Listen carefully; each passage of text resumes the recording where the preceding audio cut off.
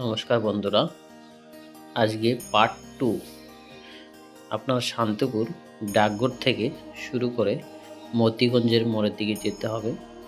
একটু এগিয়ে গিয়ে ডান হাতে পড়বে তামাচিকাপাড়া, বাঁ হাতে প্যান্ডেলটি।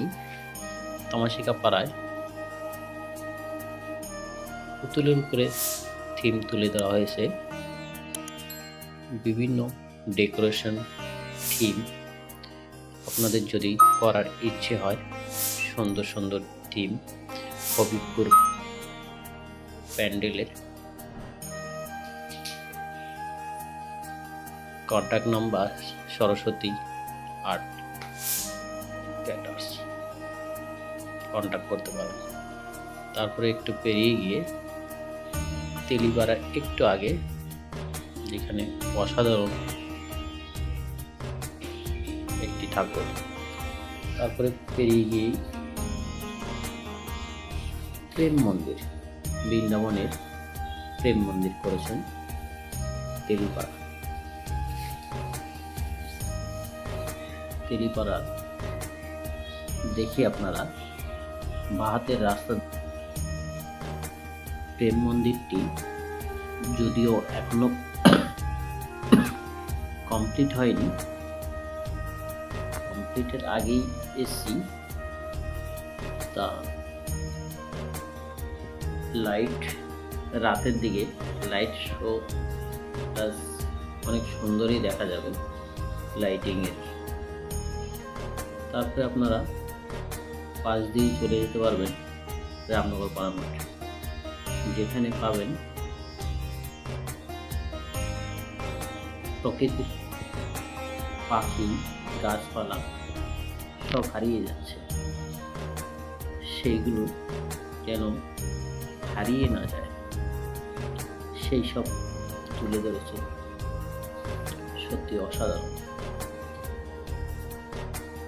ছোট ছোট পাখি, ঝুলন্ত পাখি সব ঝুলছে। আমাদের দিন যত যাচ্ছে গাছ কাটা পড়ছে, গাছ কাটা পড়ছে তো পাখিরা চলে যাচ্ছে আমাদের কাছ থেকে। সত্যি সেই দিনগুলোর কথা মনে পড়ে। ছোটবেলা পাখির কিচিরমিচির শব্দে সন্ধ্যা হতো, কিচিরমিচির শব্দে সকাল হতো। সেই দিনগুলো যেন আর নেই। সবই দিন থেকে আমাদের থেকে হারিয়ে যাচ্ছে। বাবুই পাখির বাসা তো কবে দেখেছি হয়নি। তাই গাছ লাগান, প্রাণ বাঁচান। গাছ লাগালেই বড় বড় গাছ থাকবে তো পাখি আসবে, পাখির শব্দ শুনতে পাওয়া যাবে।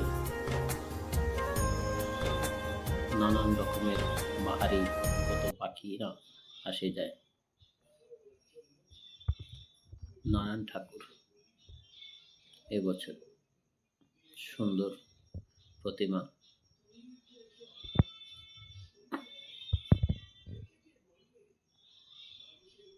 খাঁচায় বন্দি করে টিয়ে পাখি অনেকেই পোষে, যেটা কিনা খোলা আকাশে যাদের উড়ে বেড়ানো উচিত তারা আজ পারছে না।